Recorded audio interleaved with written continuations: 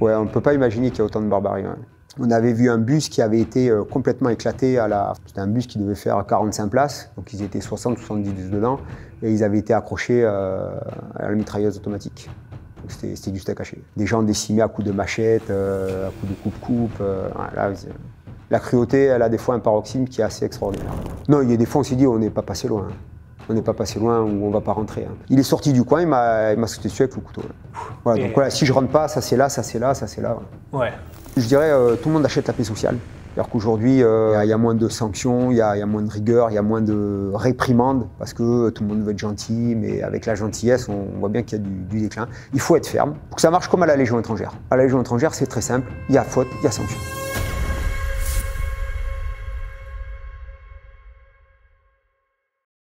Major Gérald, bonjour. Bonjour. Écoutez, voilà, la poignée de main, un honneur. Merci beaucoup. Donc là, on est parti sur une interview sur votre vie. On sait peu de choses de vous et de votre vie. Et donc là, aujourd'hui, on va revenir chronologiquement, si vous êtes d'accord, depuis que vous étiez tout bambin jusqu'à aujourd'hui. Où est-ce que vous êtes né, où est-ce que vous avez grandi et comment s'est passée votre enfance? Je suis né à Biarritz, au Pays Basque. Alors, j'ai pas d'origine basque, je suis là-bas parce que mon père était au premier PMA à l'époque, à Bayonne. Donc voilà, j'ai grandi à Bayonne ensuite, et je suis rentré au collège militaire à l'âge de 11 ans, au collège militaire à Autun. Ok, Voilà. d'accord. Donc famille de militaires. Famille de militaires, tout le monde était militaire, donc c'était déjà tracé.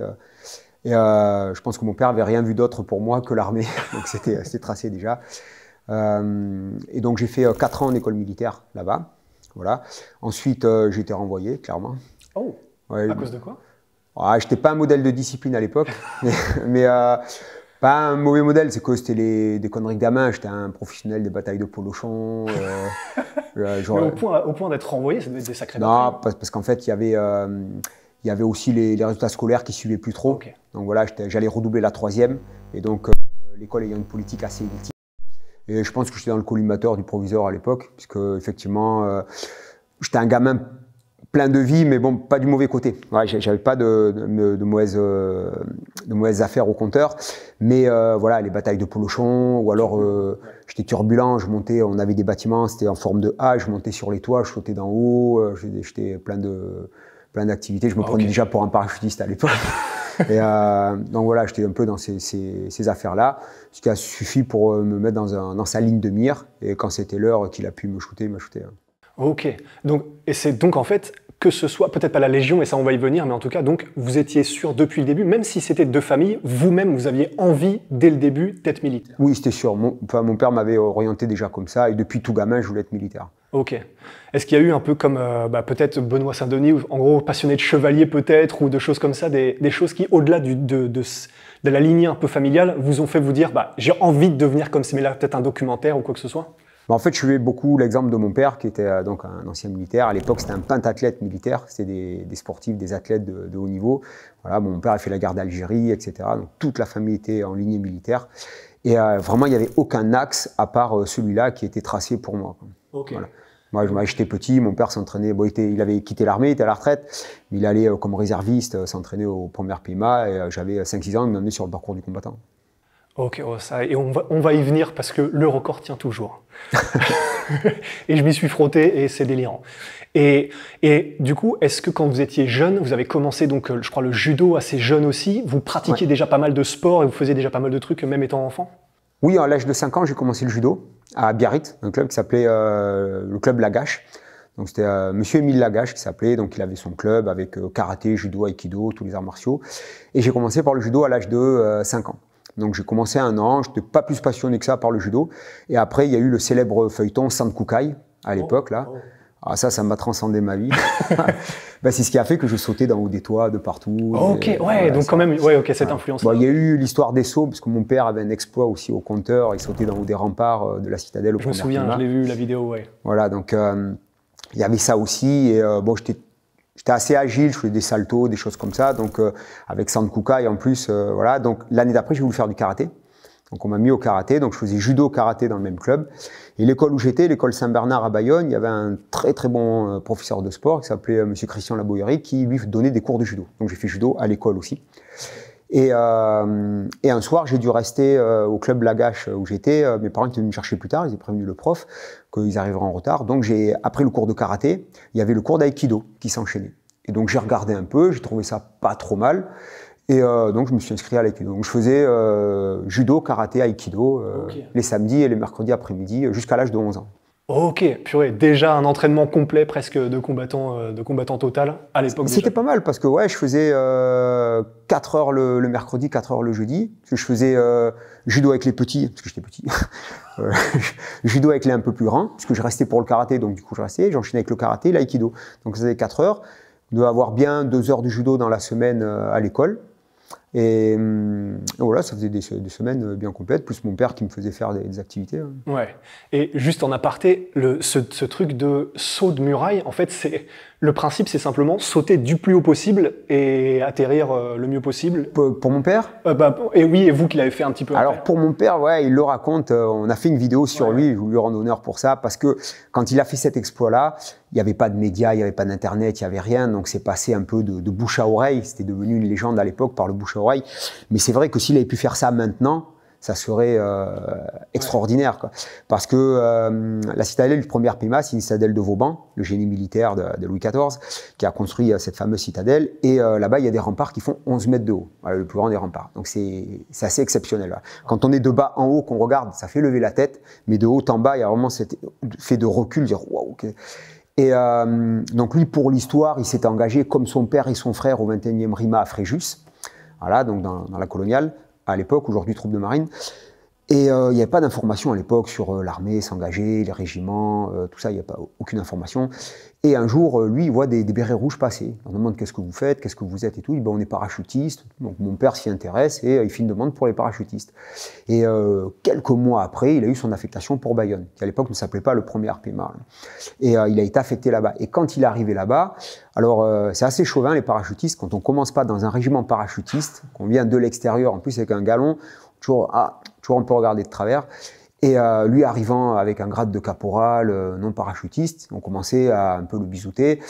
Et ils lui ont dit, bon ben voilà, tu vas aller faire le brevet parachutiste. Et il y avait une épreuve à l'époque, qui ne se fait plus aujourd'hui, c'était la tour, donc il y a 14 mètres de haut. On était harnachés et on descendait, la vitesse de descente était la simulation de la vitesse en parachute. Ah, mais par contre, à 14 mètres d'en haut, il fallait se jeter dans le vide, même si on était harnachés. Il y avait certaines personnes qui se dégonflaient, qui se rétractaient. Et donc les gars, ils disent, mon père, oh, tu vas voir, tu as les 14 mètres, la tour, tu vas pas y arriver et tout. Donc mon père, il pensait qu'il y avait 14 mètres à sauter.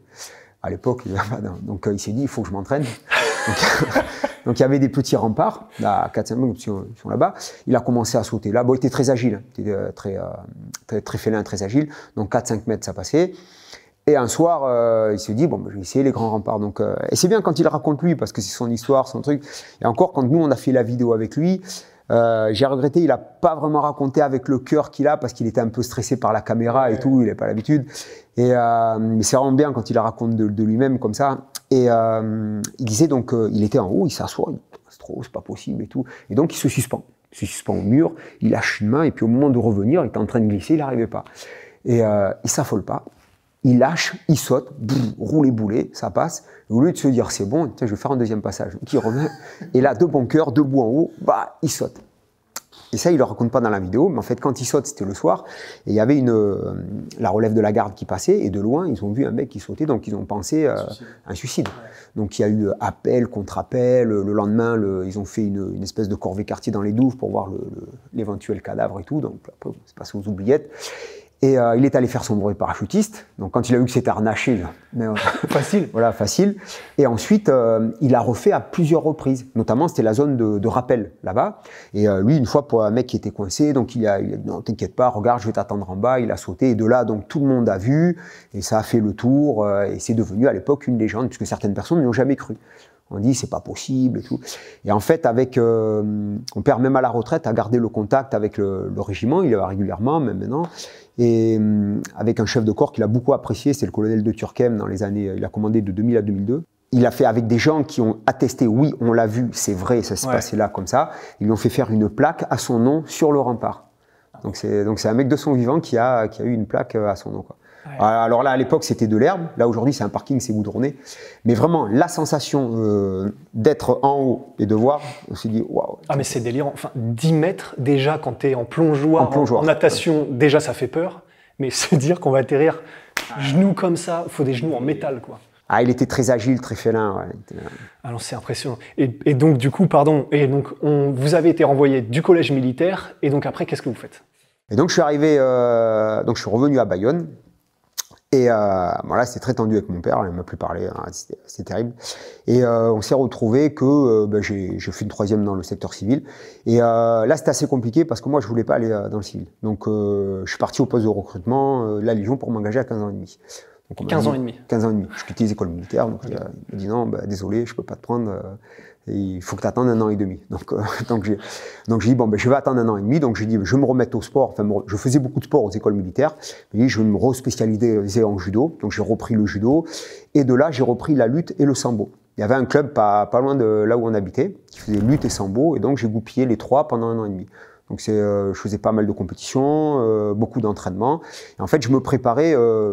alors, pas vraiment pour être un champion de judo ou un champion de lutte, j'étais content de faire des compétitions et d'avoir des résultats, mais je m'entraînais pour être militaire et je voulais être légionnaire. Voilà. Okay. Parce que, alors, au départ, je voulais être comme mon père, premier PMA, et en étant aux écoles militaires, c'est là qu'on a connaissance un peu de tous les corps d'armée, puisqu'il y a des enfants issus de tous les parents étaient militaires quasiment, et puis bon, on avait des cadres qui venaient un peu de tous les régiments, et donc on avait pas mal d'informations sur le système militaire. Et à l'époque, moi je suis rentré en 84 aux écoles militaires, en 6e, et Kolwezi, l'opération militaire du 2e régiment de parachutistes, le général parachutiste, avait eu lieu en 78. Donc ça parlait que de ça. Et donc de là, j'ai voulu être légionnaire parachutiste. Ok. Ouais, et c'était même pas forcément de réputation ni quoi, c'était parce que à ce moment-là, c'était ce qui était le plus, entre guillemets, ce dont les gens parlaient le plus. Et ce qui la Légion étrangère. En fait, moi, quand j'étais dans le contexte familial, c'était surtout le premier PMA, parce que j'étais voilà, à Bayonne, je voyais les gars du premier PMA, mon père allait au parcours du combattant, il s'entraînait là-bas, donc il m'emmenait avec lui. Et après, en connaissant un peu tout ça, j'étais attiré par les commandos marines aussi. À un moment donné, j'étais un peu... Et en fait, ce qui a tout fait chuter, c'est que quand j'étais dans le civil, donc j'ai fait de l'âge de 15 ans et demi à 17 ans dans le civil, et la Légion étrangère était les premiers à me prendre sans aucune restriction. Okay. C'est-à-dire que par exemple, la marine, j'avais passé un test pour entrer dans la marine en janvier 90, et j'avais le quota de points nécessaire pour prétendre au fusilier marin, ce qui m'intéressait. Et on faisait les tests la journée, on avait les résultats le soir même, en fin d'après-midi. Et l'adjudant-chef, je crois, c'est un maître principal qui nous recevait, me dit bon voilà, donc là ça a marché, on va vous reconvoquer pour des tests psychotechniques, des tests médicaux, et si ça marche, on va vous incorporer fin mai, début juin. Et là on était en janvier. Et quand on a 17 ans, 6 mois c'est trop long. Ouais. Le premier PMA à l'époque, eux, ils m'avaient pris, ça aurait été en septembre de l'année, donc 17 ans et 6 mois révolus. Okay. Et j'avais changé un peu d'optique parce que je ne voulais pas m'engager là où mon père était passé, parce que c'était un loup blanc, il était super connu là-bas, à chaque fois qu'il arrivait, toujours des connaissances, etc. Et il serait venu me voir, me casser les pieds, c'est sûr. T'es bien habillé, t'es bien salué. Donc voilà, je suis parti à la Légion étrangère. Il me prenait de suite, sans discussion, à 17 ans pile, et c'était parti comme ça. Et comment ça s'est passé, donc les tests de sélection pour la Légion et l'entrée dans la Légion? L'entrée dans la Légion, initialement, je voulais m'engager le lendemain de mes 17 ans, c'est-à-dire le 10 décembre, donc le 11 décembre. Et je faisais de la lutte, et j'ai été sélectionné pour les championnats de France de lutte, en lutte libre. Et les championnats de France avaient lieu en janvier. J'avais 4 ans. Et en fait, le lycée où j'allais était au centre-ville de Bayonne, pas très loin du poste de recrutement à l'époque. Il y avait un poste de recrutement à la Légion étrangère. Et il y avait donc un adjudant-chef qui était un ami de mon père, qui se connaissait et tout. Donc mon père allait au poste de recrutement de la Légion et j'allais avec lui. Donc j'ai sympathisé avec les 2 caporaux-chefs, dont celui qui m'a fait engager, Didier Matt, je profite pour le saluer au passage, et qui m'avait pris en estime, parce que j'allais souvent les voir. À l'époque, c'était les cassettes vidéo VHS, là. Donc, ils me montraient des cassettes de la Légion. Voilà. Et des fois, je séchais les cours, j'allais passer l'après-midi au poste de la Légion. Ils m'offraient un café, je regardais 1 ou 2 vidéos, je retournais. Ouais. Et donc, je dis, bon, je vais m'engager en décembre. Et de discussion en discussion, donc il m'avait vu dans les journaux que j'avais fait les championnats interrégions, tout ça. Il me dit, oh, putain, c'est bien et tout. Et là, il me conseille, il me dit, écoute, moi, je te conseille, fais ton championnat de France. Il m'avait dit, donc la Légion étrangère, au mois de décembre, c'est une tradition Noël à la Légion. C'est une très très grosse tradition, et on fait des challenges, il y a des festivités. Donc il m'a dit, voilà, la Légion étrangère, ça marche un peu au ralenti à cette période-là. Donc je te conseille pas, fais tes fêtes en famille, fais ton championnat de France, et à l'issue, tu viens, tu t'engages. Donc voilà, donc j'ai fait le championnat de France, c'était fin janvier, je crois que c'était de mémoire, 26-27 ou quelque chose comme ça. Alors, je voulais m'engager le lendemain, mais je n'étais pas en état. Le championnat de France, ça avait été un peu dur quand même. Il y a des pointures, il y a des mecs super costauds. Et donc je me suis engagé une semaine après, le 8 février. Ça s'était bien passé le championnat? Oui et non. Parce que je prends une branlée en finale. Le mec, il m'a saisi là, il m'a fait. Donc je perds en finale, je fais une médaille d'argent. Okay. C'était pas mal. Donc jusque-là, le parcours était bien. Et en finale, j'ai perdu sèchement. Ouais. Ok, ouais, face à un monstre, quoi. Pas monstre, hein, il était très fort techniquement. Et en fait, il m'avait analysé parce que pour la catégorie, j'étais assez costaud. J'étais en moins de 71 kg, je levais 100 kg déjà développé couché, je tirais 100 kg au rowing. Je faisais déjà des parcours du combattant en moins de 3 minutes. Donc si j'étais frais, pas fatigué, mais par contre techniquement je n'avais pas un niveau national. Okay. Ça faisait qu'1 an et demi je faisais de la lutte, du sambo, bon, et puis bon, j'étais judoka, mais bon en lutte c'était pas pareil. Et techniquement je n'avais pas un niveau national, mais physiquement j'étais quand même dans le haut du panier de la catégorie. Et le gars m'avait bien analysé et d'entrée il m'a fait une technique là, une espèce de manchette que bam bam, les épaules ont tapé au sol, l'arbitre a tapé, terminé. Ouais. On a eu je sais même pas si on a eu 30 secondes de finale. Quoi. Ok, ouais, donc il a fait ça propre, quoi. Ah, c'était et c'était le champion de France en titre, en plus. Ouais, ok. Il était très bon. Et donc, à l'issue, en tout cas, de cette compétition, vous attendez un petit peu. Ensuite, vous vous engagez à la Légion. Ouais. Et comment est-ce que ça se passe, les débuts, le test de sélection, comment est-ce que ça se passe, les débuts à la Légion? Bon, ben là, à l'époque, je m'engage à Bayonne, donc les tests médicaux, un pré-test en fait, hein, donc tout va très vite. Le soir, on prend le train, à l'époque c'était train de nuit, et on arrive à Aubagne. Et là, Aubagne se déclenche toute la batterie de sélection qu'on connaît. Donc, il n'y avait pas beaucoup d'épreuves physiques à l'époque, quand je me suis engagé. Il n'y avait pas vraiment beaucoup d'épreuves physiques. C'était vraiment, le physique se faisait à Castelnaudary. C'est essentiellement l'enquête, tests médicaux, tests psychotechniques, l'entretien, etc. Et à un moment donné, j'étais en ballottage parce qu'ils comprenaient difficilement qu'à l'époque, un jeune de 17 ans, pas de soucis d'antécédents judiciaires et tout, mais qu'est-ce que tu viens faire? Et je me rappelle, je connais plus son nom, j'ai pas jamais connu son nom, parce que on était dans le couloir, on attendait ce qu'on appelle chez nous la Gestapo, c'est la division de sécurité, donc quand on passe là-bas, et donc on attendait tous dans le couloir là, très traumatisés comme ça, et j'avais entendu un peu, lui bon il est jeune, on sait pas, on va voir, et je passe, et Stade-Jean-Chef me dit comme ça, il me dit bon, t'as l'air d'être costaud toi. Je dis, oui, mon chef, t'as une bonne tête. Il me dit bon, allez, tu vas être bien chez nous.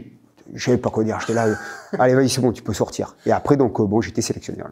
Ah ouais. Ah, c'est des passages comme ça qui reviennent. Et, incroyable. Ouais. Mais en plus, c'est vrai que vous deviez être, parce qu'à 17 ans, vous deviez être avec des gars qui en ont la trentaine, peut-être 25. Et oui, parce que la Légion étrangère, on s'engage de 17 à 40 ans, enfin moins de 40 ans. Et effectivement, oui, j'étais le plus jeune. Voilà, ouais. J'étais le plus jeune. Je crois que quand j'ai fait l'instruction, après, quand on était à Castelnaudary, 4e régiment étranger à Castelnaudary, on était dans tout le régiment, je crois qu'on était 2 à avoir 17 ans. Ok, ouais, régiment, c'est 200 personnes, c'est ça? Ah non, sur les engagés volontaires qu'on était là-bas, il y avait 3 compagnies, on devait être 400, 500 engagés volontaires. Oh, ok, ouais, d'accord. Et donc vous êtes pris comme ça, et comment est-ce que ça se passe les premiers temps, l'acclimatation, le fait que ça y est, vous étiez dans le dur, mais j'imagine qu'il y a une période où ils vous préparent, ou en tout cas ils vous testent beaucoup plus physiquement. Les débuts avec les camarades, etc., comment est-ce que ça se passe tout ça?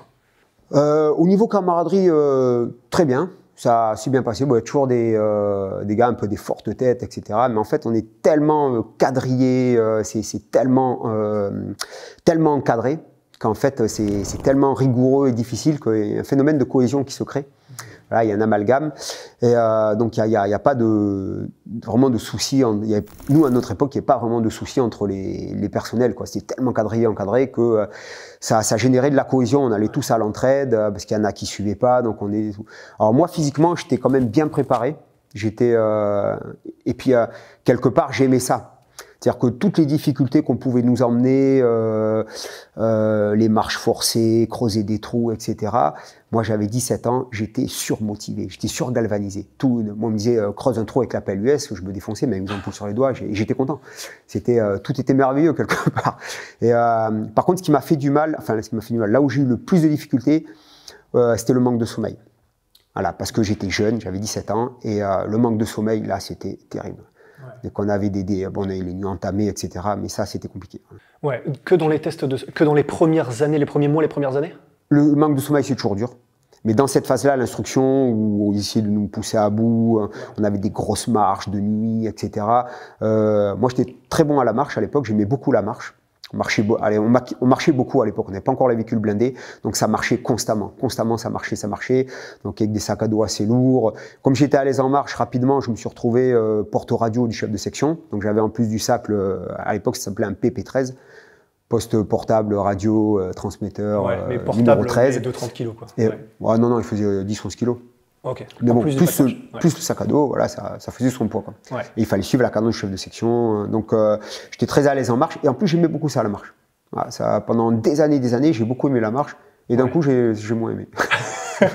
Et les effets du manque de sommeil, parce que là, pour que vous disiez que c'était ça le plus dur, alors qu'il devait y avoir physiquement des trucs qui devaient être assez hardcore aussi, c'est que qu'est-ce que ça vous causait, le manque de sommeil à ce point-là pendant les... On est au radar. On est au radar en permanence. On est épuisé, tout est dur. La suractivité permanente, plus le manque de sommeil, c'est... on n'avait pas beaucoup de photos de l'époque, c'est dommage, parce qu'à l'époque, pas de portable, il y en a très peu. Mais je pense que si les zombies existent, au niveau look, on n'était pas loin, quoi. Ouais. On n'était pas loin. Et ça dure combien de temps, cette période où ils vous testent et où vous êtes en manque de sommeil et en même temps... Alors, l'instruction à la Légion étrangère, c'est 4 mois.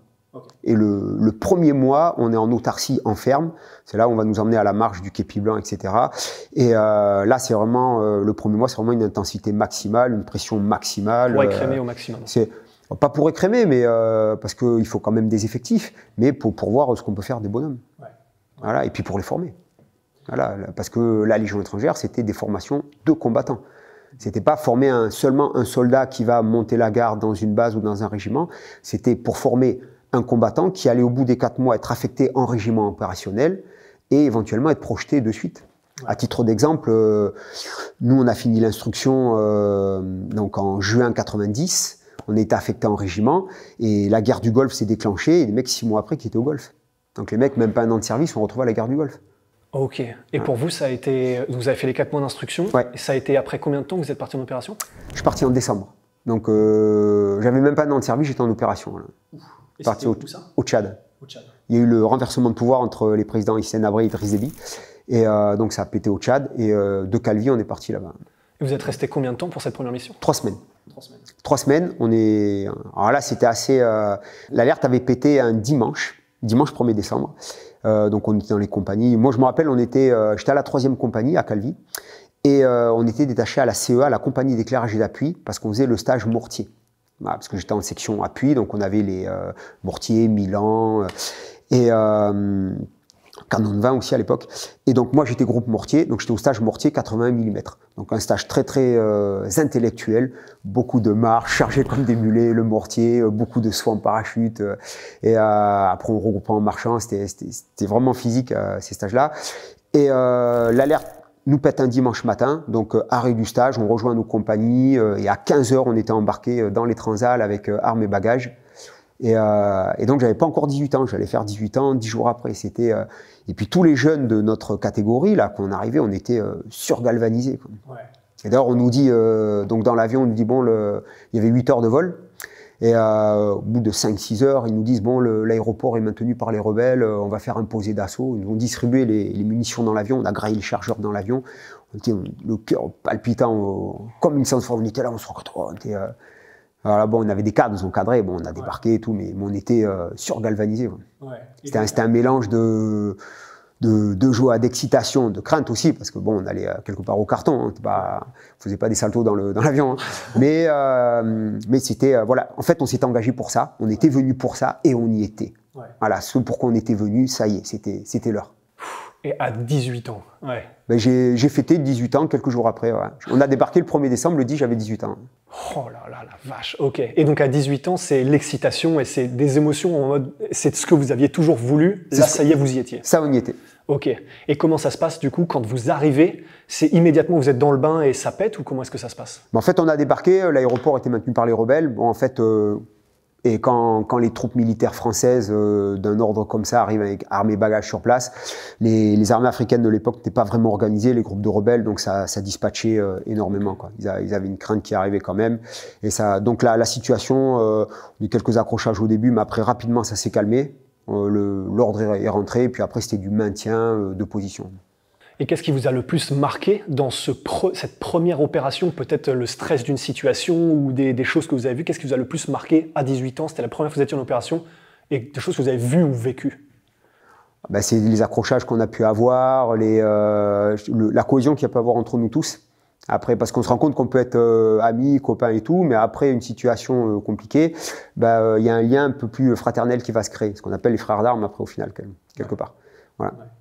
Ok, ouais. Et dans les premiers échanges que vous avez, où vous passez vous l'avez fait en exercice, vous vous êtes entraîné pour, et là c'est en situation réelle, c'est quoi les émotions et comment ça se passe pour vous? Parce que on avait parlé à certains commandos, certaines forces spéciales qui disaient il y a des gens qui se sont entraînés pendant des mois, qui ont fait tout comme il faut, c'était des machines de guerre. Et tétanisés. Et tétanisés. Ouais, est-ce que vous l'avez vu et pour vous, comment ça s'est passé? Non, nous on n'a eu personne de cet ordre-là. Tout s'est goupillé correctement.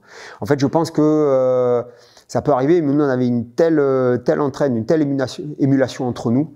C'était vraiment bien coordonné, bien goupillé, que tout s'est déroulé correctement au niveau de l'attitude. On n'a eu personne qui a eu une attitude qui a flanché. Et peut-être aussi, qu'est-ce que ça a pu vous faire, peut-être de vous dire, parce que vous avez dû voir des choses qui ont dû forcément être horribles parce que c'était des terrains de guerre, mais des choses où, même si vous aviez 18 ans et vous saviez que vous alliez dans des terrains où ça allait forcément être chaud, mais des choses peut-être que vous ne pensiez pas que des humains étaient capables de faire ou quoi, et qui peut-être vous font vriller un peu ou vous font voir l'humain d'une manière un peu différente, ça vous est arrivé? Ouais, on ne peut pas imaginer qu'il y a autant de barbarie. Hein. Ouais. Le plus difficile que j'avais vu, c'était en Somalie. On avait vu un bus qui avait été complètement éclaté c'était un bus qui devait faire 45 places, donc ils étaient 60-70 dedans, et ils avaient été accrochés à la mitrailleuse automatique. Donc c'était du steak haché. Donc ça, c'était pas mal. Enfin, c'était pas mal. Voilà, on se rend compte que la cruauté. Voilà. Après, oui, quand vous voyez des gens décimés à coups de machette, à coups de coupe-coupe, la cruauté, elle a des fois un paroxysme qui est assez extraordinaire. Et comment est-ce que vous faites lorsque vous voyez ça? Vous avez un job, donc forcément, vous n'êtes pas émotionnellement lié, en tout cas, vous n'y vivez pas, etc. Mais quand vous voyez ces choses-là, et par exemple, ce qui a pu arriver à des enfants, ou même, comment est-ce que vous faites pour rester centré et pour pas que ça vous touche personnellement ou que vous soyez émotionnellement investi quand vous voyez des choses comme ça? Ça touche obligatoirement. Ça touche. Après, je pense que pour nous, les légionnaires de notre génération à l'époque, ce qu'on a pu vivre, je pense que le légionnaire, déjà, c'est un candidat particulier. Parce que, c'est pas que je pense, c'est que c'est un candidat particulier, parce que quelqu'un qui vient à la Légion étrangère vient justement pour ces situations-là. Pas pour voir des gens décimés, mais il vient pour aller au combat. Voilà, on a tous, alors pour des motivations particulières, mais pour une grande partie d'entre nous, on est venu à la Légion justement pour chercher ça, pour être des soldats engagés au contact. Ouais. Donc si vous voulez, il y a déjà une prédisposition psychologique à ça. Ouais. Ensuite, donc l'entraînement va faire que accroître cette prédisposition et développer ce côté psychologique à encaisser ce type de situation. Ouais. Et après, comme on est tous... nous, on n'était pas des petits groupes, des petites équipes comme peuvent être les forces spéciales aujourd'hui. Nous, on était quand même des sections constituées, des compagnies constituées. Donc, il y avait toujours cet effet de groupe, de masse. Et on était là pour ça. Ouais. Donc, même si forcément vous êtes un peu engagé émotionnellement parce qu'on ne peut pas rester insensible à ce que vous avez vu, malgré tout, le fait que vous soyez en équipe et que vous sachiez que vous êtes là parce que vous voulez être dans les terrains les plus chauds, tout ça a fait qu'on était là pour ça, en fait. Ouais. En fait, concrètement, c'est comme un boxeur qui fait de la compétition, il sait qu'il va prendre des coups sur la gueule. Voilà, une fois qu'il les a pris, il a entraîné il fait pour. Celui qui n'est pas prédisposé à ça ou pour qui ça ne va pas, à un moment donné, il va sortir du jeu de la compétition. Ouais, c'est ce que j'allais dire aussi pour quand vous rentrez peut-être dans la vie civile. On sait qu'il y a des inspecteurs ou des gens qui travaillent à la police qui disent que le plus compliqué, c'est de ne pas emmener le travail chez eux parce que forcément, vous y repensez quand vous êtes chez vous. Ça, du coup, vous n'avez peut-être pas... Il faut savoir décrocher. Ouais. Ouais. Et c'est quelque chose qui s'apprend ou du fait que vous étiez fait pour ça comme vos camarades? À l'époque, ça ne s'apprenait pas du tout. Ouais. À l'époque, il n'y avait aucune préparation psychologique, il n'y avait aucun soutien à l'issue. Après, on n'avait pas de préparation spécifique avant. En fait, on était entraînés, c'était l'entraînement. Et au retour, nous, si on a vu des gens un peu touchés psychologiquement et tout, de notre génération, de notre temps, on ne l'a pas vraiment vu. Okay. C'était en fait, on rentrait de mission et puis toujours content de partir. Toujours content de rentrer, mais c'est quand qu'on repart. Ouais. C'était ça en fait. Ouais. Bah, c'est vrai que c'est un film, mais c'est là où en tout cas j'avais vu ça la première fois, c'était dans le film Des mineurs, où effectivement ça traite un peu de ce sujet de, en fait, comme vous avez ça dans le sang et que c'est ce que vous aimez faire, bah, c'est vrai que quand vous êtes dans la vie civile à choisir les paquets de céréales à Super U, un truc comme ça, bah, forcément c'est pas la même chose, il y a pas le même, c'est pas le même engagement et ben je veux pas utiliser le mot drogue, mais enfin vous voyez où je veux en venir, dans le sens c'est quelque chose dont vous avez besoin. Comment vous avez fait pour décrocher lorsque vous avez arrêté d'être en opération, par exemple? Eh ben, c'est pas moi qui ai voulu décrocher, c'est la Légion étrangère qui un jour m'a affecté en régiment socle, ici. Donc moi je suis resté 13 ans et demi au 2e rep, donc j'avais basculé en filière sport déjà à un moment donné. Et j'ai été muté à Djibouti comme instructeur commando. À l'époque, ça existait le centre d'entraînement commando d'Artaplage, le CECAP. Donc j'ai fait 2 ans comme instructeur commando là-bas. Et au retour, j'ai été affecté à Aubagne, ici, pour la première fois, qui en fait n'est pas un régiment opérationnel. Donc j'avais 16 ans de service, un petit peu moins, et j'étais affecté ici. Donc ça a été un choc culturel, un choc émotionnel de quitter une unité opérationnelle et d'arriver ici. En fait, c'est que le chef de corps qui commandait ici était l'ancien colonel en second du 2e rep. Donc il me connaissait, et lui, il avait il est décédé aujourd'hui, le pauvre, c'est le lieutenant-colonel Lanteres, donc un très très grand papa pour nous, un très grand papa spirituel qu'on avait, puisqu'il nous a toujours protégés, défendus. Et lui, quand il a pris le commandement ici, c'est lui qui est à l'origine du lancement du premier RE dans cet état-là aujourd'hui. Très, très sportif, très athlétique, même les spécialistes sont entraînés, etc. À l'époque, c'était plutôt vraiment les blessés, les cassés, les gens qui attendaient la retraite, etc. Il n'y avait pas de rendement physique. Et lui, il a une politique visionnaire, il a reboosté tout ça, justement en récupérant des gens pour relancer. Donc moi, j'étais le premier sport affecté ici, le premier qualifié sport en poste officier des sports ici. Okay. Avant moi, c'était des adjudants ou des adjudants-chefs qui étaient à 1 an, 2 ans de la retraite et qui organisaient un peu quelques activités comme ça, quelques tests. Donc moi, j'étais le premier sport ici. Il m'a dit, voilà, il m'avait reçu. Donc moi, je ne comprenais pas que j'étais affecté là, c'était le choc. Et il me dit, écoute, je sais que c'est pas ta place, j'ai besoin de toi. Donc, okay. À votre ordre, mon colonel. Et en fait, c'est ce qui a déclenché que j'ai pu être athlète après en boxe. Ok, d'accord. C'est ce qui a fait qu'en étant ici, c'était pas un régiment opérationnel, donc pas de contraintes opérationnelles, pas de départ en mission, pas de délai de temps à l'extérieur, que j'ai pu m'entraîner et faire des compétitions. Ok, vous avez quel âge donc quand vous avez été affecté ici? Presque 33 ans. 33 ans. Pour ça que j'ai pas pu faire de boxe anglaise, j'étais trop vieux. Ok, d'accord, ok. Et donc, ouais, le manque a été un peu équilibré par le fait que vous aviez toutes ces compétitions sportives, etc. C'est ce qui a fait l'équilibre, en fait. Ouais. Et c'est ce qui m'a fait aussi, je suis passé de l'autre côté. Ouais. Voilà. Ouais. Et donc, ça n'a pas été trop dur grâce à ça, ça s'est fait, ça s'est bien fait. Ça s'est goupillé comme ça. Hein. Okay. En fait, je me suis, entre guillemets, créé un autre opérationnel. Ouais. Ok. Et donc, pour revenir sur votre carrière, vous faites la première opération qui dure 3 semaines, la première mission au Tchad. Ouais. Et ensuite, bien évidemment, on n'aura pas le temps de faire tout le sommaire pendant vos 16 ans de service, mais c'est quoi les missions qui vous ont le plus marqué pendant votre carrière opérationnelle? Ouais, tout y a un marquant. Il y en a des plus durs que d'autres, mais tout en un marquant. Ouais, après, nous, par exemple, on est rentré du Tchad, on est resté 3 semaines, je crois qu'on est rentré le 21 décembre, en date précise. Et le 2 janvier, on est parti pour Djibouti.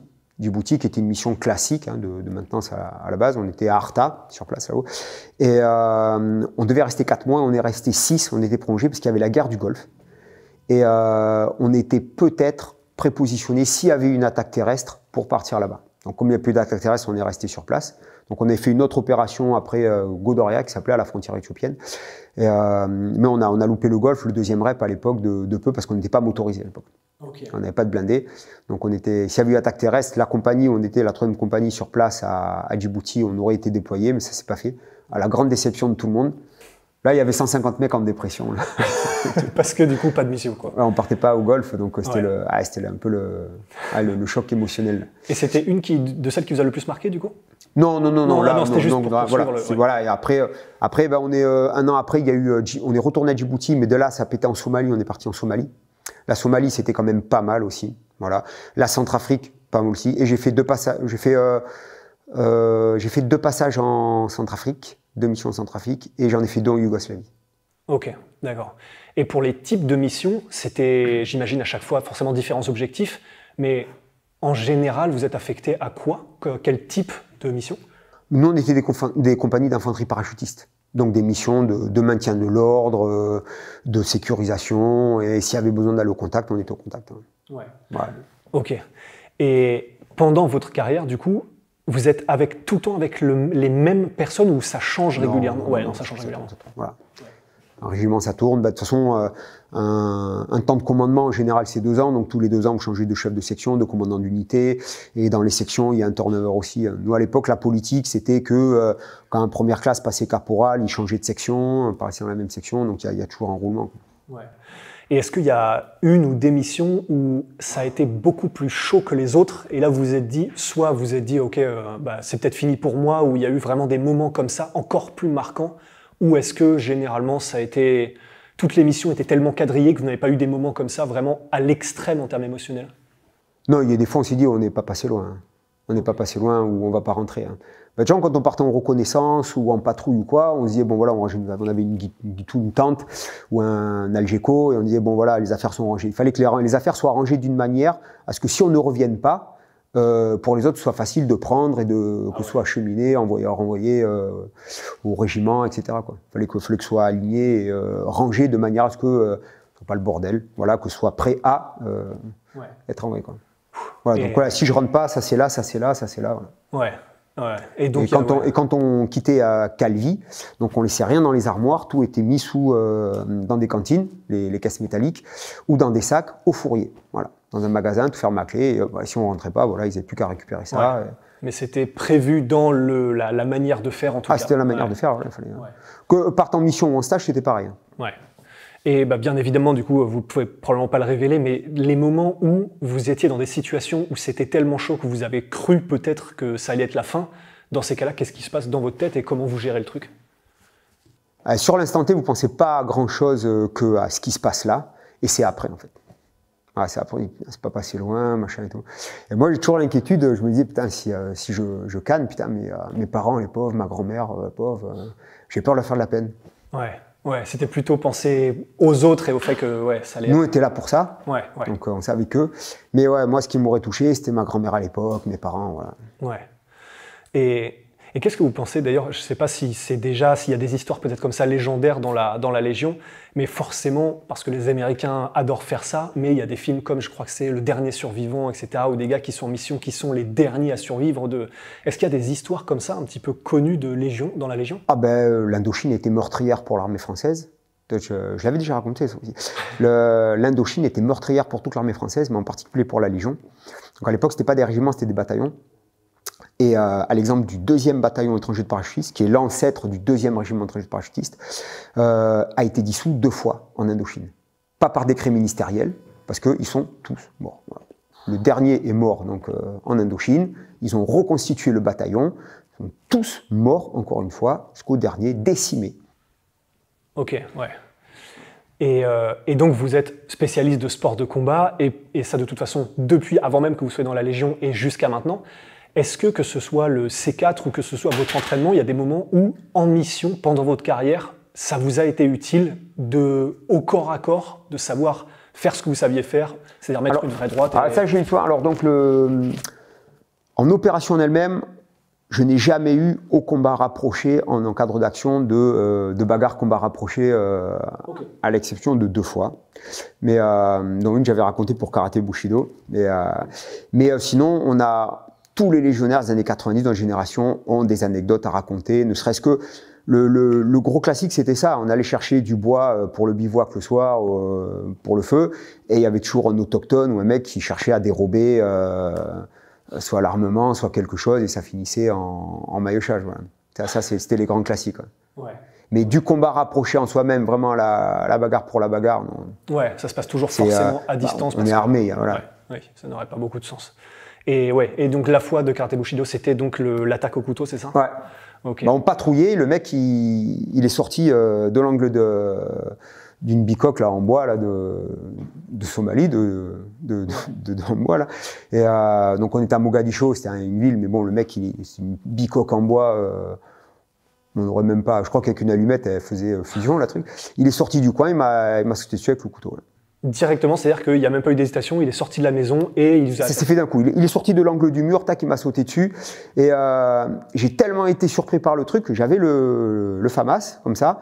J'ai même lâché le FAMAS et j'ai récupéré le bras. J'ai même, dans le feu. C'est après, je me suis dit, putain, merde. Et donc, j'ai pris le couteau dans la cuisse.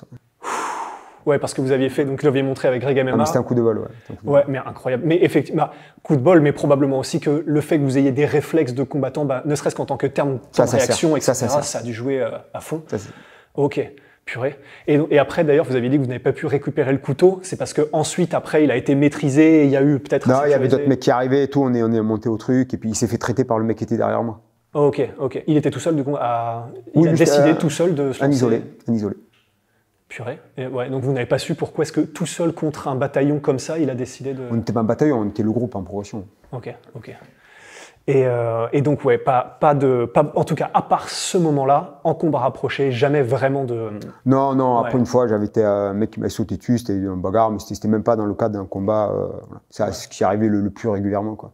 Ouais. Par exemple, en Centrafrique, il y avait ce qu'on appelait les godobés. C'était des voleurs. Les mecs, ils couraient, même en voiture, à un moment donné, on mettait jamais la main sur le côté comme ça à la voiture, parce que les mecs, à l'arrêt, ils arrivaient, ils piquaient la montre et puis ils se barraient en courant. Okay. Comme c'était les ruelles et tout, etc., impossible de courir derrière. Ouais. Et donc, ces mecs-là, quand on était sur le terrain ou même en ville, ils cherchaient toujours à voler quelque chose, ils s'avénissaient toujours en bagarre. Et les mecs avaient toujours un couteau, quelque chose sur eux. Ouais. Donc, ils disaient toujours... Tous les légionnaires des années 90 font quelque chose à raconter là-dessus. Ok. Et vous avez dû faire des opérations avec d'autres unités, ou en tout cas peut-être d'autres forces armées, pendant votre carrière, j'imagine tout un tas. Mais est-ce qu'il y en a qui vous ont marqué le plus d'unités avec lesquelles vous avez pu travailler, ou que ce soit françaises d'ailleurs, ou étrangères? Les Américains nous avaient bien marqué en Somalie, ouais. Par leur manière de faire, leur armement? Le matériel. Ouais. Matériel déjà. Matériel et logistique. La logistique, nous on lavait pas le linge, il y avait les machines à laver, et tout. C'était un autre monde. Ouais, mais ça c'est marrant parce que ne serait-ce que les rations alimentaires, apparemment, quoique apparemment en France, on a des très très bonnes... La ration française, de combat française, est très très bien. Ouais, elle est très très bien étudiée. Et les Américains l'aiment beaucoup. Exactement. Apparemment même, parce qu'il y a pas mal de trocs quand il y a des rencontres. On n'arrêtait pas. J'ai une anecdote là-dessus, c'est qu'on était en Somalie, on bouffait que des rations, et puis quand on a eu les rations américaines, on était super contents parce qu'il y avait pas mal de sucré dedans, des cookies, donc dès qu'il y a du nouveau, on est content. Et moi, je cherchais toujours, j'aimais bien les espèces de trucs un peu protéinés qu'ils avaient, j'étais à fond. Et un jour, on nous donne deux petites bières, deux canettes c'était 25 centilitres, Kronenbourg, etc. Moi, je ne buvais pas de bière. Et donc, on avait un sergent dans la section, c'était un Espagnol et tout, et lui, il adorait la bière. Et quand il a su qu'on avait de la bière, alors, il vient me voir, il dit « Mikara, tu me donnes tes bières, je te donne tout. » Il voulait me donner toute sa bouffe, de là, il était prêt à pas bouffer pour la semaine, pour avoir mes bières. Ouais, il était, donc on a rigolé là-dessus, là, c'était sympa. Là. Ouais. Il était prêt à me donner tout ce qu'il avait, les rations américaines. Parce que les rations américaines, à la différence des nôtres, c'est que nous, on avait une ration pour la journée, pour 24 heures, qui fait petit déjeuner, midi et soir. Les Américains, eux, c'est un sachet pour chaque repas, ce qui est beaucoup plus encombrant, en fait. Mais eux marchent moins que nous. Ils ont toujours la logistique, les véhicules, etc. Donc, ils peuvent se permettre d'être plus chargés. Alors que nous, comme à l'époque, on marchait énormément, puis on n'avait pas ces moyens donc de logistique de véhicules, c'était bien d'être beaucoup plus compact en équipement et en pactage à transporter. Ouais, parce que c'est vrai que c'est ce qu'on entend beaucoup, mais c'est les militaires français qui généralement disent nous, en fait, on est connus parce que, comme on a beaucoup moins de matos que les Américains, c'est pas de la débrouille, mais c'est qu'on est connus pour... De la démerde. Voilà. L'expression à l'époque, c'était on nous donnait une mission, t'es légionnaire, tu te démerdes. Génial. Ouais. C'était ça. Et est-ce qu'il y a des unités, ou en tout cas françaises ou étrangères, qui vous ont marqué par soit leur efficacité, soit vous avez dit « Ah ouais, ok, eux, c'est vraiment... Ils sont impressionnants », ça s'est déjà arrivé? Moi, je trouvais très bien les Américains, franchement. Et après, quand on était en Yougoslavie, on était dans un bataillon, donc il y avait le régime général avec nous et tout. Non, tout le monde était correct. Hein. Et après, les forces spéciales étaient très très pointues. Voilà, par leur professionnalisme, par leur façon de faire. Mais on était très peu avec eux, en fait. Ouais. Donc, et après, quand il y a eu vraiment l'émergence des forces spéciales. Moi, je n'étais plus en unité opérationnelle, donc je n'ai pas pu les voir en opération. Mais de ce qu'on a pu voir à chaque fois en entraînement ou quand on s'est croisés, c'est vraiment des gens qui sont très forts, très câblés. Et en fait, c'est un peu tous dans le même moule sur le plan du raisonnement, de la psychologie. C'est tous des gens très droits, très posés, très calmes. Et c'est toujours appréciable d'avoir des conversations ou du relationnel avec eux, parce que ça nous montrait une autre façon de réagir, que nous, on était toujours plutôt tout feu, tout flamme. Ouais, intense, et tandis que c'était peut-être un peu plus froid et calculé. C'était très réfléchi. Ouais. Ok. Et moi, j'aimais bien parce que très posé, très calme. Ouais. Et quand vous dites ça, c'est parce que, par exemple, une situation gérée par la Légion, vous pouvez être... C'est pas plus... vous dites tout feu, tout flamme, mais du coup, ça peut être effectivement... Première idée, y aller d'abord, et ensuite, on voit comment ça se passe, tandis que peut-être, effectivement, des forces spéciales vont d'abord peut-être tâter un peu le terrain, voir... C'est sur des trucs comme ça? Non, parce que nous, on a un commandement qui va gérer quand même. Ouais. Tous les officiers supérieurs qui gèrent ont la même formation. C'est des gens qui sont brevetés école de guerre, c'est tous des gens très câblés. Après, c'est les missions qui vont être différentes. Et le recrutement Légion étrangère, on est quand même beaucoup moins axé sur la psychologie que vont l'être un membre des forces spéciales. Parce que ce n'est pas les mêmes missions, on ne va pas demander la même chose. Ouais. Voilà. Un gars des forces spéciales, même s'il a sa vie en jeu, ils vont tout faire pour qu'il revienne. C'est quelqu'un qui a une formation importante, c'est des qualifications importantes. Nous, en fait, les joueurs, on est la chair à canon du gouvernement.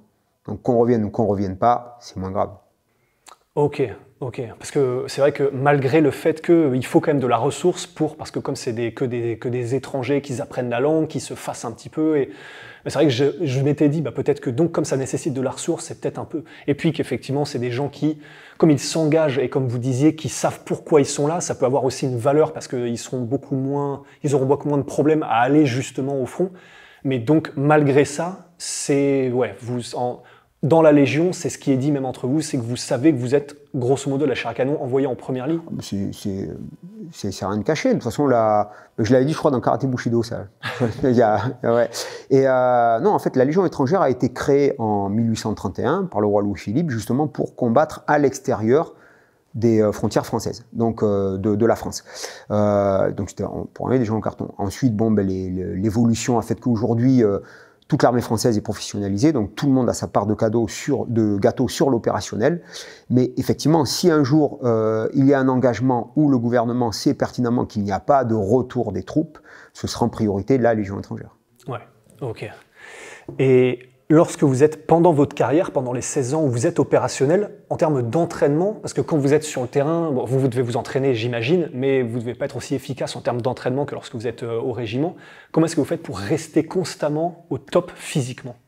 Alors, au top, on reste entretenu, mais après, il y a une différence entre le soldat professionnel et l'athlète. L'athlète doit être hyper performant dans sa discipline, dans son axe. Le militaire, le soldat professionnel, lui, il doit être très complet physiquement, voilà, et il doit rester entretenu. On ne va pas lui demander des performances, mais par contre, il doit être capable. La rusticité, c'est ce que le terme aime être employé comme ça. La rusticité, on va lui demander d'être capable, même fatigué, même amoindri par les efforts, par le fait de ne pas dormir, par la nutrition, d'être capable de remplir sa mission. Donc là, on ne va pas lui demander une performance aux 100 mètres, aux 5000 ou aux 10 000. On va lui demander que la mission soit remplie. Et donc on est physique, ouais. On s'entraîne, on maintient en forme, mais athlétiquement, ce n'est pas le même niveau. Et pour le parcours du combattant, là, on a pu le tester tout à l'heure. Ah oui, ouais, on a pu le tester effectivement. Et donc, votre record, c'est 2,38 ? Le parcours réglementaire français, 500 mètres, 20 obstacles. Voilà. Normalement, il y a une distance réglementaire, des dimensions réglementaires pour chaque obstacle et une distance entre chaque obstacle réglementaire. Maintenant, les différences de construction d'un endroit à un autre font qu'il y a des différences chronométriques qui vont être en résultat. Et même chose sur le nivellement du terrain. Par exemple, vous étiez au premier rec, vous avez vu que le terrain n'est pas complètement plat, il y a une partie en descente et en montée. Donc, un chrono là-bas ne sera jamais le même que sur un parcours plat. Donc, il faut vraiment prendre le parcours en référence pour parler du même temps. Par exemple, moi, j'ai jamais été de ma carrière au 2e RUI à Nîmes. Voilà, je suis passé qu'une seule fois dans toute ma carrière par le régiment, par hasard. Je ne sais même pas où est leur parcours du combattant, donc chronométriquement, je ne sais pas ce que je vaux sur ce parcours. Ouais. Et quelqu'un qui a fait un chrono là-bas et qui va le faire après à Calvi ou à Oran, enfin il n'y a plus d'Orange maintenant, mais à Laudun, ce ne sera pas le même chrono. Il y a toujours une différence. Moi, le record à Castelnaudary, parce qu'il est référencé, parce que tous les légionnaires passent là-bas. À titre d'exemple, l'école de Saint-Cyr, voilà, tous les officiers à un moment donné passent là-bas, donc ils peuvent parler tous ils sont passés au même endroit. Donc ils peuvent avoir une référence là-dessus. Et le record à Castelnaudary, il est à 2,42. Voilà. Et donc c'est bon. C'est pas mon meilleur temps, mais le record là-bas est à 2,42. Ok, d'accord. Bon, le meilleur temps, à Fontainebleau, à l'école interarmée des sports, un parcours du combattant, là-bas j'avais fait 2,38. Et mon meilleur temps sinon, mais il ne peut pas compter parce que j'étais en permission, j'étais en vacances. Et, parce que mon père était réserviste, il appartenait à l'Association européenne des sous-officiers de réserve, qui faisait des épreuves de sport tous les 2 ans. Ils avaient une forme de championnat d'Europe avec 8 épreuves. Cette association n'existe plus aujourd'hui. Et parce qu'en Europe, là, ils font des championnats de sport, de 8 disciplines comme ça, et la France ne présentait que des réservistes. Voilà, parce que à la fin des années 70, ils ont aboli le pentathlon militaire, justement, pour ne plus avoir cette politique élitiste sportive. Voilà, ils ont voulu abolir l'élitisme sportif pour avoir plus une orientation sur le sport de masse. Donc c'était une volonté. Donc ça a été beaucoup moins pratiqué ensuite, le parcours du combattant. Et mon père, lui, en étant réserviste, donc il s'entraînait au premier PIMA à Bayonne. Et moi, quand je venais en permission à l'époque à Bayonne, mon père, tous les matins, il m'embarquait, on allait au premier PIMA et je m'entraînais là-bas. Et c'était tombé une période où je sortais du stage de moniteur de sport militaire du rang. Donc j'étais jeune caporal-chef, je sortais de stage, donc on avait fait fractionner, parcours. J'avais fait à Castelnaudary de 43. Et en fait, j'arrive en permission au moment où les mecs s'entraînaient juste avant leur préparation pour le championnat d'Europe. Et donc tous les matins de mes permissions, j'étais au parcours du combattant, lancer de grenade, la piste et tout. Et un jour, ils font chrono les réservistes. Donc mon père, il m'inclut dans le chrono. Et là, j'avais fait 2,32. Mais c'était au premier PIMA. Mais le parcours au premier PIMA, pour moi, était plus roulant que celui de Castelnaudary au 4e Euro. Donc le 2,32 que j'ai fait au premier, RPIMA Bayonne, je n'aurais jamais fait de 32, je pense, sur le parcours de Castel. Déjà pour des différences toutes simples. Vous avez un rampé qui ne glisse pas, qui accroche. Le chrono ne peut pas être le même. Voilà. Parce qu'il y a des rampés qui sont en forme de ciment-glace. Donc quand on plonge, déjà on a un effet de glisser. Et on reprend tout de suite. Et quand on rampe dessus, ça consomme beaucoup moins d'énergie, ça va beaucoup plus vite. Quand on a un rampé de style abrasif, donc déjà quand on plonge dessous, si on plonge, on reste un peu scotché. Et après, le rampé qu'on va faire, en énergie, ça consomme énormément et on va forcément moins vite. Donc le chrono, rien que sur cet obstacle-là, ne peut pas être le même. J'avais fait un 2,32, c'était pas mal. Ah bah c'est absolument monstrueux, Et pour l'anecdote, donc mon père, il avait 55. Et mon père, c'était un technicien pur au parcours du combattant. Il tournait en moins de 2 minutes 25.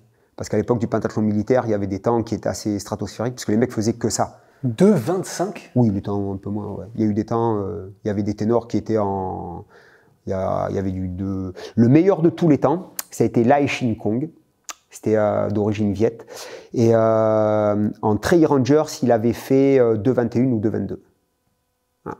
Mais en fait, c'est des temps qu'on n'a plus maintenant parce que les pentathlètes, comme une équipe de cross, ils s'entraînaient pour ça. Donc chacun avait sa spécialité sur les 5 épreuves, c'est les 5 épreuves pentathlon, et les ténors du parcours du combattant étaient un petit groupe en moins de 2,30 et les high-tech 3-4 en moins de 2,25. Et donc là vous avez terminé votre carrière et vous êtes maintenant affecté et vous entraînez plus les gens qui sont ici. Et donc vous aviez 33 ans à ce moment-là, là vous avez moins de la cinquantaine je crois. J'aurai 52 en décembre. 52 ? Ouais. Ok, 52. Et donc ça veut dire que vous avez fait près de 20 ans en tant qu'instructeur maintenant dans ces environs-là. Et à aucun moment... Et vous avez continué à avoir votre carrière sportive à côté de ça. C'est-à-dire que les premières années, quand vous avez fini à 33 ans, là vous avez repris le sport à très haut niveau. Alors, je suis arrivé ici et donc moi, je faisais du judo à l'époque, j'étais ceinture marron, mais j'étais pas... Alors, j'avais pas été sélectionné pour le championnat de France, j'avais perdu juste avant aux sélections, mais j'étais quand même un bon judoka. Et je me suis dit, soit je reprends le judo, soit j'étais pas mal sur le 400 mètres sprint aussi. Voilà, j'avais gagné le championnat de Corse. Je courais le 400 mètres en moins de 50 secondes, sans préparation spécifique, ce qui était assez correct.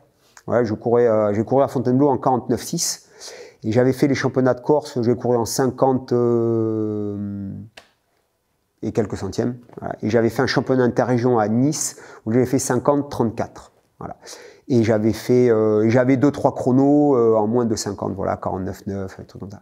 Et, parce qu'en fait, c'est tout simple. À Calvi, on avait une piste d'athlétisme et challenge tous les challenge régimentaires, donc 3 fois par an. C'était Cameron, Fête Légion, Noël et Saint-Michel, la fête des parachutistes. Et le fait d'avoir une piste, donc on faisait des relais 10 fois 400 mètres, 5 fois 400 mètres, donc par compagnie, on faisait des relais comme ça. Et donc le 400 mètres était une petite tradition, parce que ça avait créé pas mal d'émulation, ça faisait participer. À chaque fois, là, je tournais dans ces eaux-là. Voilà. Au régiment, j'étais le plus rapide à ce moment-là.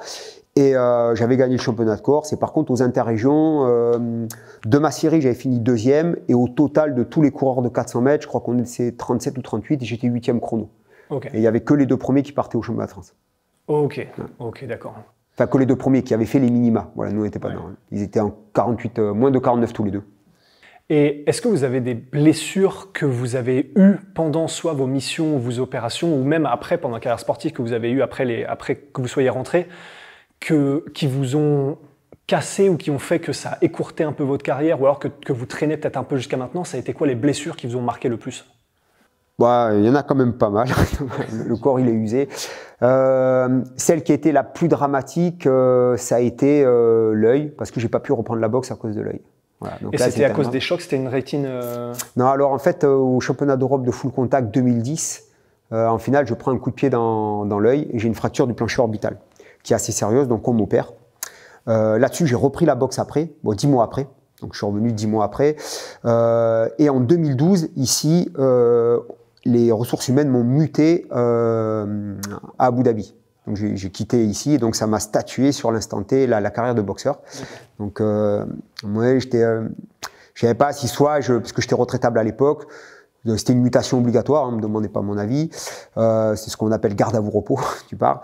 Et donc j'étais en hésitation, je pars, je quitte l'armée, je me lance vraiment dans le sport, où je vais faire la mission. Ouais, j'étais retraitable à ce moment-là, déjà, j'avais presque 23 ans de service. Donc je dis, bon, qu'est-ce que je fais? Et en fait, mon manager à l'époque, c'était monsieur Jean Molina, à Marseille, le grand manager marseillais, qui lui s'occupait que de la boxe anglaise. Et en fait, quand j'étais arrivé au Aubagne, je voulais faire de la boxe anglaise. Mais comme j'allais avoir 33 ans, j'étais trop vieux pour avoir une licence en amateur.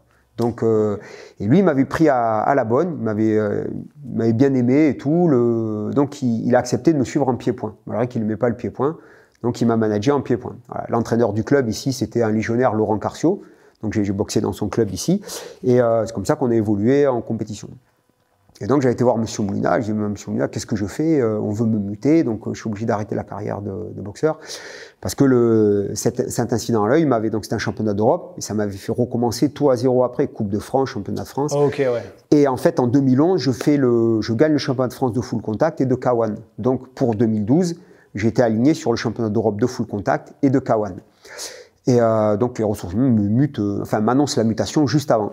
Et donc, je vais voir qu'est-ce qu'on fait, je pars, Donc il me dit, écoute, bon, la boxe c'est pas un métier, tu as déjà été blessé, donc écoute, reste dans ta carrière. Il m'a dit, il me dit, au retour, tu peux revenir à Aubagne. Je vais voir, normalement, oui, j'espère et tout. Il me dit, bon, ben, entraîne-toi là-bas et quand tu reviens, si tu es toujours bon, on te teste et je te reconduis en compétition. Donc je monte aux ressources humaines, je dis, bon, est-ce que si je pars, je reviens à Aubagne dans 2 ans? Oui, ça c'est sûr, tu reviens à Aubagne dans 2 ans. Ok, je pars. Bon, 2 ans après, je n'étais pas à Aubagne. Donc, et donc vous avez quitté pendant 2 ans pour poursuivre donc alors en fait, j'ai pu faire le championnat d'Europe de full contact en février 2012. Là, je gagne le championnat d'Europe, ce qui en fait m'aligne sur le championnat du monde qui était en juillet 2012. Et le championnat d'Europe de K1 était en mars de 2012. Mais en fait, comme j'avais une batterie de stages à recycler pour être à jour de qualification pour partir justement à Abu Dhabi en mission. Donc on a annulé ma carrière là. On a statué là-dessus pour ne pas que je sois blessé et pas en état de faire les qualifs ou ne pas pouvoir partir en mission. Okay. Donc les 2 ans que j'étais en mission, comme j'étais seul en poste, j'ai pas fait de compétition pour pas risquer une blessure et pouvoir terminer la mission. Et au retour, là, j'ai été muté à Castelnaudary, au régiment école de la Légion étrangère. Ce qui fait que Castelnaudary, c'est une petite ville. Pour faire un club de sport, des compétitions, c'était assez compliqué. Donc j'ai continué à m'entraîner, mais je n'ai pas fait de compétition. Et je suis revenu à Aubagne en 2016, où là, j'ai voulu, pour le coup, revenir ici et reprendre la boxe. Donc, je retourne chez M. Moulina. Bon, il était resté en contact. Hein. Et donc, j'ai dit, est-ce qu'on peut reprendre? Donc, lui, il ne discutait pas, hein, le test match. Donc sur le ring, pam pam pam. Et bon, j'étais plus au poids, mais j'étais entraîné. J'étais vraiment physiquement, je m'étais vraiment bien entraîné. J'étais toujours resté, j'avais tourné en sparring, ça. Et donc il me dit ok, pas de problème, fais tes visites médicales et on est parti. Et en fait, la visite médicale, je suis pas passé pour l'œil parce que l'opération, enfin le choc que j'avais eu, c'était déclenché une cataracte. Donc on m'a opéré, enfin sur le coup, donc on a découvert la cataracte, donc j'ai pas eu l'aptitude médicale pour la compétition, et ensuite il a fallu m'opérer parce qu'elle était trop épaisse, j'y voyais quasiment rien. Ah oui, d'accord, vous ne voyez littéralement quasiment plus d'un œil. Ouais, ben en fait j'avais une baisse de vue depuis, je m'aperçois à Abu Dhabi, je me frotte l'œil comme ça, et j'avais l'œil gauche qui voyait moins bien. Donc quand je rentre en France, je vois un ophtalmo, et je dis, ben voilà, alors j'explique mon cas, que j'ai une fracture planchaire orbitale, j'étais opéré, et que j'ai une baisse de vue. Et il me dit, ah, c'est normal, c'est l'âge, hein, 42 ans. Je dis, mais pourquoi l'autre œil, ça va comme ça? Le mec sympa, il me tape sur l'épaule, il me dit, ça va venir, ça va venir. Donc il me fait des lunettes, avec une correction plus importante à gauche qu'à droite. Et donc il me dit, bon, les mettez pas trop souvent, parce que l'œil après va s'habituer, va s'affaiblir, donc mettez-les que si vous avez besoin. Donc en fait, comme l'œil droit voyait bien, bon, je ne le mettais jamais. La vue décline, je reprends rendez-vous chez un autre ophtalmo plusieurs mois après, et là, même diagnostic, il me dit non, mais c'est l'âge, il me réépaissit le verre des lunettes. Et en fait, quand j'arrive ici à Aubagne, donc là, je vais à l'Aveyran, l'hôpital militaire, vous avez mon dossier, mon suivi et tout, et là, le médecin militaire, il me regarde, l'ophtalmo militaire, on peut dire son nom, il était top du top. Ah bah oui. Ah, Guillaume Holouek, il est reparti dans le civil, top du top, il est à Marseille maintenant. Et il me regarde comme ça, il me fait « Ah, c'est bon, j'ai compris ». Il passe à l'autre œil, il dit « Bon, ok, vous avez une cataracte ». Je connaissais un peu, mais sans plus que ça, on ne sait pas. Cataracte, c'est pas pour les gens de 60 ans, ça. Il me dit plutôt 70, 75. Et là, je sais pas, il a dû voir ma tête en décomposition, mais allez, non, mais bon, pour vous, c'est un choc post-traumatique. Enfin, c'est un post-traumatique au choc que vous avez eu. Et il me dit, bon, écoutez, donc, il me dit, je vous laisse 6 mois. Il me dit, regardez si vous pouvez faire 1 ou 2 combats, mais bon, vu comment elle est épaisse, parce qu'en fait, je faisais ça, je tendais le bras, je fermais l'œil, et au-delà des doigts, je voyais plus rien. C'était blanc. C'était le voile. Wow. Ouais. Et il me dit, je vous laisse 6 mois, revenez dans 6 mois, il faudra vous opérer parce qu'elle est trop épaisse déjà et tout. Et donc, je passe la visite médicale générale avec, bon, j'avais tout l'ensemble, le cerveau, l'IRM, etc. Et le médecin militaire me dit, non, je vous signe rien du tout. Pourquoi? Il me dit, si vous prenez un coup à l'œil droit, qu'est-ce que vous faites? Ah ouais, j'avais pas pensé à ça. Donc bon, là, c'était le drame de ma vie, là. Ouais, j'étais effondré. Ouais. Parce que je m'étais entraîné tout ce temps-là et tout. Puis je m'étais dit, punaise, mais si j'étais parti, finalement, j'aurais pu boxer. Ces 3-4 années, j'aurais pu faire quelque chose. Parce que on me dit, c'est bien, t'as été champion d'Europe. Mais oui, mais on voulait plus. Et surtout que c'était pas loin, c'était possible de faire mieux. Donc à un moment donné, j'étais vraiment pas mal du tout, quoi. Donc ça a été, c'est un drame de ma vie, ouais. Et donc 6 mois après, je retourne chez l'ophtalmo. Donc je dis, bon, j'ai pas eu d'aptitude médicale. Et il dit, mais pourquoi vous n'êtes pas venu avant? Bah, parce que vous m'avez dit 6 mois. Il dit, putain, c'est légionnaire. Et donc il m'a opéré depuis, donc nickel. Mais bon, comme j'ai un implant dans l'œil, les sports de percussion, c'est terminé. Ok. Et après, donc c'est enchaîné avec les névralgies cervico-brachiales, où il a fallu m'opérer l'année dernière, où j'ai perdu pas mal de force et de volume dans les bras. Ouais. Et là, même chose aussi, ça, au début, donc j'ai une perte de force. Les médecins au départ moins forts, bah, c'est normal, c'est l'âge, hein, vous allez avoir bientôt 50, c'était il y a 2 ans, vous allez avoir bientôt 50 ans, c'est normal, hein. Ouais, mais que d'un bras, ça va venir, un peu le même discours. Et c'est quand j'ai eu des fourmis que là, finalement, on m'a envoyé faire une IRM, et à l'IRM, on s'est aperçu que j'ai de l'arthrose qui comprimait les nerfs. Et alors là, le sujet, c'était on l'opère ou pas, parce que le bénéfice-risque. Donc le discours le principal qu'on m'avait tenu, c'est que bon, j'avais pas de douleur au cervical. Alors ça, en neurochirurgie, quand on m'a vu, il disait on n'explique pas qu'avec vous avez beaucoup d'arthrose pour votre âge dans les cervicales. On ne comprend pas que vous n'ayez pas de douleur au cervical. Vous n'avez vraiment pas de douleur? Je dis, bah non, en fait, si j'ai pas le manque de force et les fourmis dans le bras, cervicalement, ça va. Je dis, j'ai un harnais, je travaille le cou et tout. Vous travaillez comment? Ben, je mets des poids et je lève la tête. Et il y a combien de poids? Je dis, bah, 30, 40, des fois 45 kilos. Et là, il me regarde, il me dit, mais il me dit, C'est peut-être pour ça que vous avez pas mal, vous avez le cou musclé, vous avez dû faire du sport dans votre vie. Bon, ça va. Ouais. Et donc, mais le discours était correct parce qu'il me disait, vous n'avez pas de douleur au quotidien, vous avez une vie normale, c'est votre vie athlétique qui est diminuée, mais nous, votre vie athlétique, quelque part, du fait que vous avez une vie normale, on ne va pas s'éterniser là-dessus.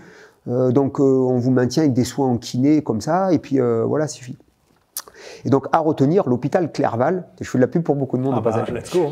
L'hôpital Clerval à Marseille, c'est les numéros 1 de la neurochirurgie en France. Et de discussion en discussion, comme ça, tel que le lieutenant-colonel Colombani, un officier de réserve, qui est très très bon relationnel, il me met en relation avec un ami à lui, colonel réserviste aussi, médecin anesthésiste, et qui me connaissait par les vidéos et tout, qui m'aimait bien. Donc quand on m'a mis en contact avec, il était super content. Et il me dit, je vais vous envoyer chez celui chez qui j'irai moi me faire opérer si j'avais ce que vous avez. Donc il m'envoie à Clerval. Et le docteur qui me reçoit, qui m'a opéré par la suite, c'est docteur Ferracci, François Xavier, à l'hôpital Clerval. Et lui, très pragmatique, déjà, il prend le temps, il regarde l'IRM, il s'occupe pas de moi, il regarde que l'IRM. Et là, il m'annonce, bon, monsieur, dans votre état, l'opération ne peut qu'améliorer votre cas. Il dit voilà. Il dit maintenant, voilà, un peu le même discours, hein, si vous n'êtes pas obligé de faire opérer parce que vous avez une vie normale, etc. C'est une opération qui a des risques, mais si vous souhaitez le tenter, moi je vous garantis pas le retour de la force et du volume comme vous aviez avant, parce que j'avais vraiment fondu musculairement, j'ai perdu beaucoup de force. Et il me dit, mais je vous garantis une amélioration post-opératoire. Donc, pas pris la décision de suite, on a attendu quelques mois. Après, j'ai eu une amélioration. Donc, on a conseillé de ne pas opérer tant qu'il y avait l'amélioration. Et après, par contre, c'était mars-avril 2023, chute libre. Le bras qui fondait presque du jour au lendemain. C'était devenu une obsession, parce que peut-être tous les jours, je me regardais, je me mesurais, presque un autiste. Même ma femme me disait, bon, c'est bon, t'as fini maintenant avec ton maître et tout. Ah, mais il faut le subir pour le comprendre. Bah ouais. Et j'étais au bureau, et j'avais tellement de fourmis dans le bras à un moment, par moment, en travaillant, que j'étais obligé de secouer le bras comme ça. Et même chose en voiture sur l'autoroute. Tellement de fourmis dans le biceps et dans le deltoïde, j'étais obligé de secouer le bras en l'air comme ça dans la voiture. Si quelqu'un il passait à côté, il mourrait pour un taré dans la voiture. Et là, pareil, je manquais de force, j'étais au développé couché. Et là, j'ai repris rendez-vous, donc, et on m'a opéré en juin 2023. Donc 2 arthrodèses, 2 faux disques, 8 vis, et depuis, tout est bien. Alors de temps en temps, j'ai quelques fourmillements. Là, j'en ai eu pas mal l'été dernier. Enfin, cet été, on m'a mis sous corticoïdes et c'est passé. Mais j'ai pas repris le même niveau, mais j'ai quand même bien progressé et j'espère que ça continuera comme ça. Ce qui me permettrait de pouvoir retourner au grappling, au jiu-jitsu. Ouais. Parce que même si j'ai l'aptitude médicale pour y retourner, le fait d'être moins fort, ça m'embête d'y aller, quoi. Ouais. Et pour ce qui est de lorsque vous avez terminé en tout cas votre carrière, et même plusieurs décennies, du coup 20 ans après que vous ayez été mis ici à Aubagne, est-ce que de temps en temps vous allez dans la vie civile, et comment est-ce que ça se passe quand vous êtes dans la vie civile? Parce que là où je veux en venir, c'est qu'en fait, je me dis, quelqu'un comme vous, qui littéralement, depuis qu'il est né, est dans le milieu militaire, il baigne dedans, il a été bercé par ça. À 11 ans, vous étiez en lycée militaire, 17 ans, les légions étrangères. Tout est cadré, tout est organisé. Et comment est-ce que vous êtes dans la vie civile? Parce que pour vous, ça doit être bizarre d'être avec des gens qui vivent pas de manière aussi cadrée, où tout n'est pas aussi... Ouais, c'est ça, aussi carré, aussi quadrillé. Vous êtes comment avec des civils normaux? Je m'adapte à tout le monde. J'ai la facilité de pouvoir m'adapter à n'importe quelle situation et de me confondre avec n'importe quel entourage. Voilà. Maintenant, ce que je n'aime pas et ce que je ne supporte pas, et même dans le secteur militaire, c'est le manque de rigueur, le manque de respect, les attitudes désinvoltes. Ça, par contre, que ce soit cadre militaire, cadre civil, et d'ailleurs même dans le cadre militaire, si je vois quelqu'un subordonné avec un manque de rigueur ou de tenue d'attitude, je vais le mentionner. Je vais lui faire la remarque. Ouais. Je n'aime pas ça. Moi, je suis une nature je suis très respectueux envers les gens, je suis rigoureux, et j'attends pas la même chose des autres. Mais par contre, si voilà, il y a limite droite, limite gauche, si c'est pas dans l'axe, ça ne me plaît pas. Mais du coup, ça doit être un enfer pour vous d'être dans la vie civile, parce que là, il y a que ça, des gens qui sont soit manque de rigueur, soit qui sont pas droits, soit qui sont... Du fait que je m'y adapte et je ne travaille pas avec. Ouais. Voilà. Après, est-ce que si un jour je dois travailler avec, peut-être je le verrai différemment, mais après, Comme je dis souvent, hein, nous, on est quand même ceux qui sommes... là, en mois de février, j'aurai 35 ans de service à la Légion étrangère. Donc, si on compte les 4 ans d'école militaire, ça fait pas mal. Ça fait près de 40 ans. Et en fait, on est heureux d'être dedans, quelque part. Ouais. Ça ne nous dérange pas. On est content d'être en uniforme, de présenter nos respects aux supérieurs, de faire tourner la boutique, de faire avancer la machine. Voilà, ça nous convient, ça nous plaît. C'est pour ça qu'on est resté aussi longtemps, quelque part. Bah parce que c'est vrai que j'ai l'impression qu'il y a un peu un parallèle. C'est Olivier de Kersauzon, le navigateur, mais qui disait que, en fait, il préfère être en mer parce qu'en réalité, en mer, au moins, tout est plus simple. C'est-à-dire que en mer, soit ça marche pas. Il y a des conditions, on s'adapte, c'est difficile, mais au moins, il n'y a pas de, comme ça peut être dans la vie civile, de « ouais, mais cette personne-là, comment elle pense? Mais peut-être qu'elle a dit ça parce que machin, des gens qui mentent, des trucs... » Et en fait, il disait c'est un enfer, en fait. La vie normale avec les gens, c'est un enfer. Et c'est pour ça qu'il était en mode bah, maintenant, moi, sur mon bateau, je suis bien et tout est plus simple et je suis plus heureux. Est-ce qu'il y a un petit peu de ça aussi pour vous? Certainement, on est bien dans notre système. Et toute dernière question, pour un petit peu finalement voisine à celle-ci, mais c'est comment est-ce que vous analysez un petit peu, attention, je sais que ça va être une grande question un peu à la con, mais le fait que là, dans les sociétés occidentales actuelles, on a l'impression que parce qu'on vit dans un confort incroyable, bah c'est vrai qu'il y a un petit peu, il n'y a plus vraiment de mental, il n'y a plus vraiment de gens qui se poussent, il n'y a plus vraiment de... On a l'impression effectivement qu'il y a une espèce de nivellement vers le bas de tout, conditions physiques, les valeurs, etc. Qu'est-ce que vous en pensez, vous, de ça? C'est en fait, c'est générationnel. C'est difficile de combattre contre ça, mais en fait, le constat, il est là. Et il y a un paradoxe parce que la masse générale chute, quelque part, sur le niveau physique, etc. Nous, on le voit avec le recrutement à l'armée, on a dû baisser les tests d'entrée, etc. Donc, mais par contre, les athlètes sont de plus en plus forts. Donc il y aurait moins de... Parce que les records sont de plus en plus poussés, les performances sont de plus en plus hautes. Donc ça pourrait se rééquilibrer, mais c'est vrai que si quelqu'un n'est pas orienté un peu sur la rigueur sportive, la performance, la compétition, il y a ce phénomène de société qui ramène les gens vers le bas. Et je l'avais dit déjà une fois, on le voit à l'école, ne serait-ce qu'à l'école, ma génération, quand on était gosse dans les récréations, je ne me souviens pas d'une seule récréation où on rentrait pas en classe sans avoir le t-shirt Trump. On avait joué au football, aux gendarmes, aux voleurs. Moi, j'étais au Pays Basque, on jouait sur les frontons avec les balles de tennis. Aujourd'hui, donc l'évolution a fait que les gens sont plus sédentarisés, plus statiques. Ouais. Et ça se paye par aujourd'hui les problèmes ensuite physiques et médicaux qui découlent de ça. Mais effectivement, c'est un phénomène de société par le développement de tout cet ensemble. Ouais. Mais ça peut se rééquilibrer parce que les athlètes sont de plus en plus forts. Ouais. Donc il y a quand même un axe qui est très haut, un axe qui descend. On pourrait trouver c'est possible. Et ça, du coup, c'est vrai que ça, ce serait du point de vue sportif et même du côté des valeurs des gens, etc. Bah là, forcément, je pense qu'il y a une relation entre un confort dans lequel on baigne, il y a les Uber Eats, il y a les machins, plus personne ne fait trop d'efforts, mais même, effectivement, en termes de respect des aînés, etc., un petit peu tout, globalement, en termes de valeurs, ça, vous pensez que c'est possible d'en revenir, ou en tout cas, comment est-ce que vous voyez peut-être l'évolution moi, je dirais, tout le monde achète la paix sociale. C'est-à-dire qu'aujourd'hui, il y a moins de sanctions, il y a moins de rigueur, il y a moins de réprimandes, parce que tout le monde veut être gentil, mais avec la gentillesse, on voit bien qu'il y a du déclin. Il faut être ferme.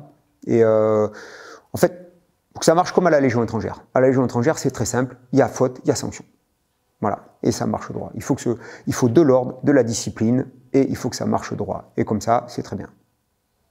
Je pense que c'est parfait comme dernier mot pour l'interview. Major Gérald, merci beaucoup pour votre temps. Merci beaucoup à vous. À la prochaine. Et puis bonne continuation. Merci beaucoup.